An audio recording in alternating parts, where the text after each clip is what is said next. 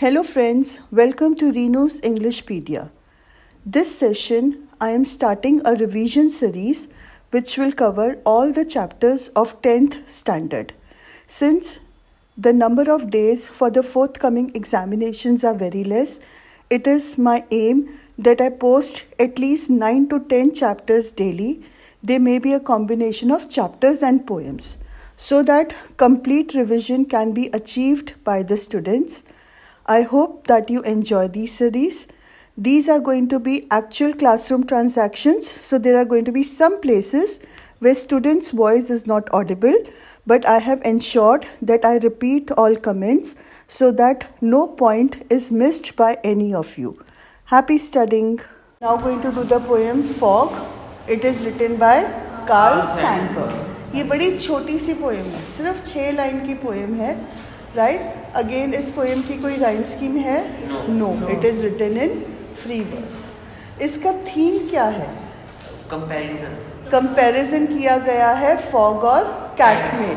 और हमारे को ये फॉग और कैट के कंपैरिजन के थ्रू क्या बताना चाहते हैं कार्ल सैंडबर्ग? फॉग क्या रिप्रेजेंट कर रहा है?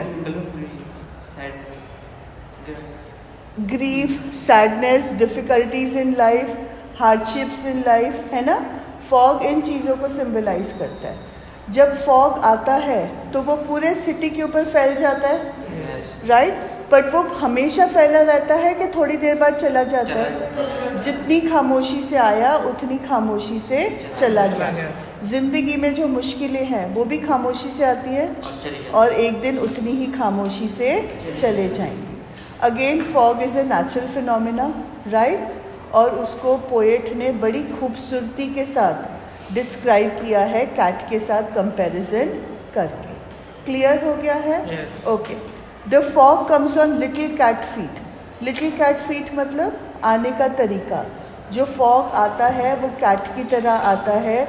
लिटिल कैट फीट का मतलब है चुपचाप से, साइलेंटली, खामोशी से. कोई शोर शराबा करते हुए नहीं आ रहा, बैंड बाजे नहीं बजा रहा, बिल्कुल कैट की तरह खामोशी से आया है. It sits looking over the harbour and city. वो क्या करता है? कैट की तरह अपने हॉन्चेस, HAUNCHES, पैरों पे बैठने का बोला जाता है term, to sit on its haunches.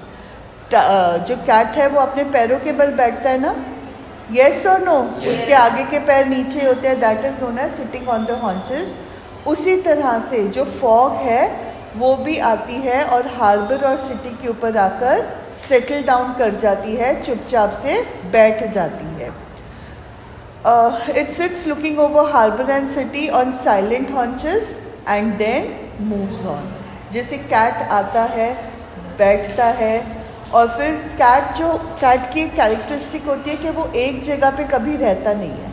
वो कहते हैं कैट अपने घर बार बार बदलते रहते हैं. A cat keeps on moving. वो एक जगह पे बिल्कुल नहीं रहता है. उसी तरह से जो फॉग है वो भी एक जगह पे नहीं रहती है, इट कीप्स ऑन मूविंग. दोनों ही अनअनाउंस्ड आते हैं और दोनों ही अपने साथ बहुत मुसीबतें लेकर आते हैं.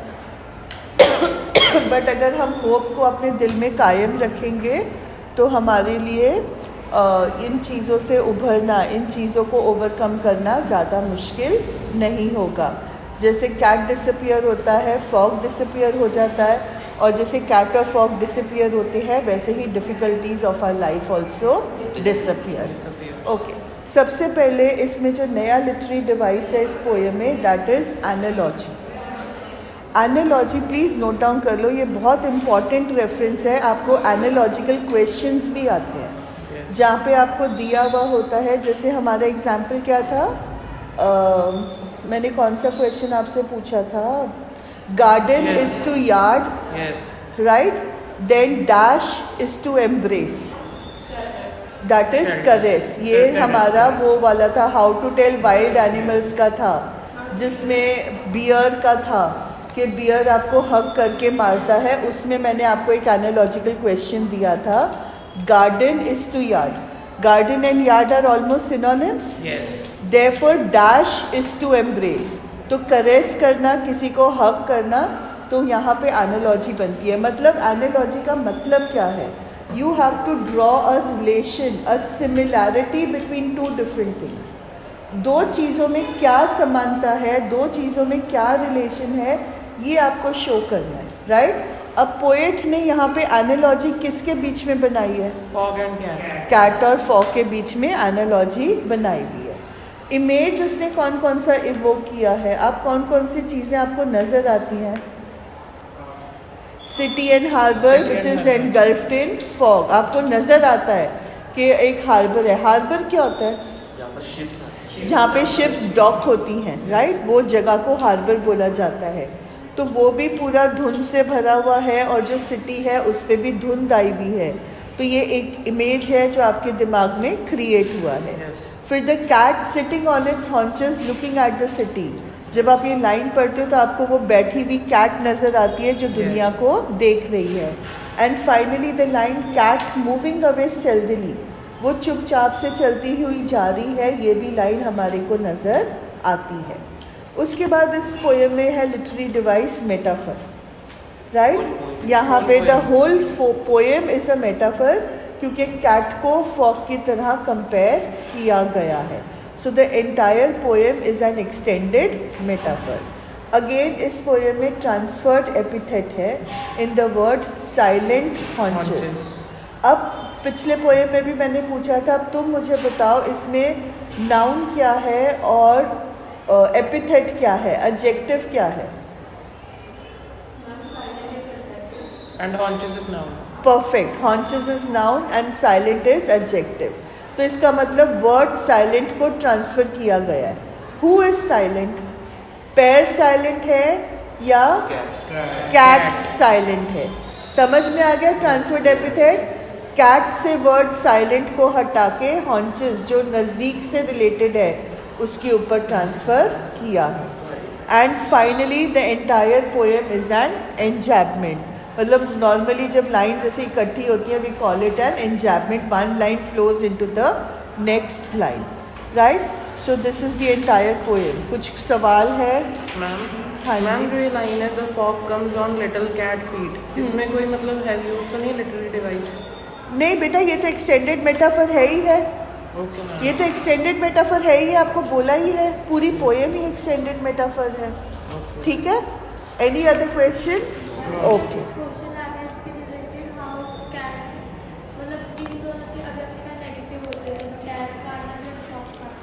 बेटा नेगेटिव नहीं है, सिर्फ ये बताया है they denote the difficulties in life. Negative कुछ नहीं है। Fog is a natural phenomena, cat is an animal, but ये इन चीज़ों के साथ, जैसे हम हेमलॉक ट्री बोलते हैं, है ना, हम क्रो को बोलते हैं, तो ये चीज़ें भी नेगेटिविटी को ही मतलब ये डिफ़िकल्टीज़ को शो करती हैं।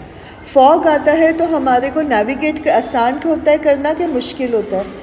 बट वो कोई इल ओमेन नहीं है, राइट? वो सिर्फ मुश्किलों की बात करते हैं, राइट? तो इसलिए इनको डिफ़िकल्टीज़ के साथ करना है। आप अपने वो बिल्ली रास्ता काट देगी वाला सुपरस्टिशन यहाँ पे मत लेकर आना, उसका यहाँ पे इस पोएम से कोई कंसर्न नहीं है, right? Fog and cat are only denoting the difficulties in life जो चुपचाप से आती हैं, बट अगर आप सब्र रखते हो, उम्मीद रखते हो, तो ये चुपचाप से चली जाती हैं। क्लियर?